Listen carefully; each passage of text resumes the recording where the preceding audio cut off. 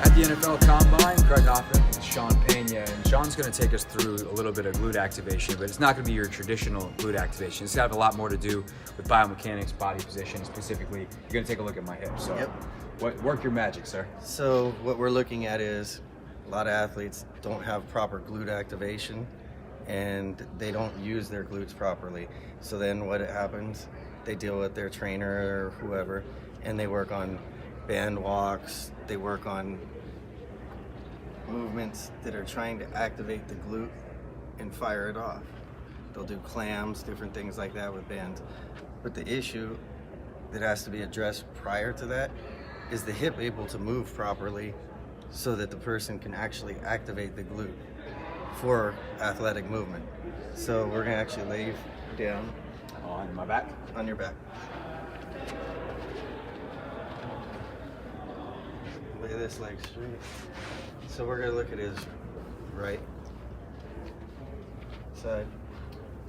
So first we're gonna see if he has any movement. He's fine, he can go to his butt. Now we're gonna bring him to here. He's able to actually compress, so he's pretty good in that motion. If he goes across, it's not too bad. Any pinching in the hip? A little bit. A little bit in the hip, but more on the cross motion than this one. Yeah. Right? Perfect. Can you go to his armpit? He's pretty good. So now, let's have you lay on your side that way. Bring the bottom knee up to 90. In this position, what we're looking at is he flaring out? So in here, this mimics ground contact. If the ground was here, this is running position. Make sense? So for his hip to actually move properly for glute activation, he has to be able to get extension of the hip. That would be push off. You notice he's flaring and he's rolling out. Tells me that we have some sort of impingement going on, so we would be actually looking at QL, glute med, different positions. Maybe his flexors are too tight. So right there, so now we'll test, go face down. Lift this leg up, straight leg, back down. Straight leg again, back down. This leg. This one again. This one feel different than the other side? Yeah. What does it feel like? It feels like I got more range of motion with it. In this one? Yeah. Okay. Let's go back on your side again, facing that way. So we will bring it back, bring the bottom knee up. If we brace him to see where he's at, we can see he can get into position. It's not an impingement of his flexors or his quad, or else he wouldn't be able to get there. Bend his knee, he's still able to get extension out the back side. Let him go, now he has a problem. So now we'll look at QL and see what's going on in here. You feel that? Yep. So when he's running, these muscles are tightening up to give him his lift, rather than him being able to hold his position and the hip pivot and get extension so the glute can't be used properly all the way. Let's check into here. Yeah, that's tight. So psoas and flexors are a little bit tight, and that's causing I'm going actually into transverse abdominis. Yep.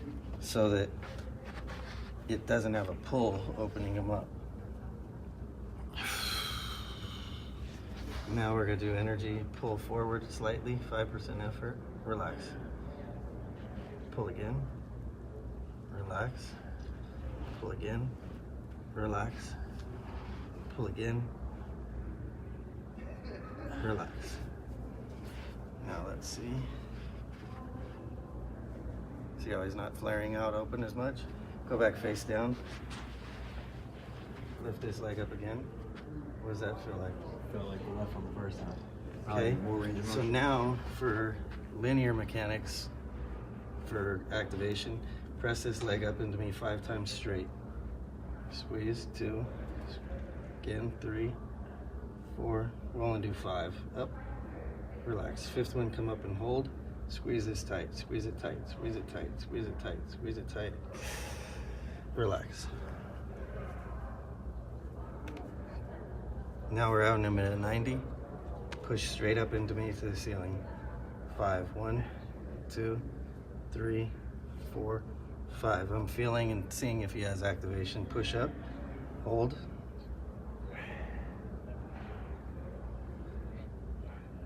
Relax. Lift it up again. What's that feel like?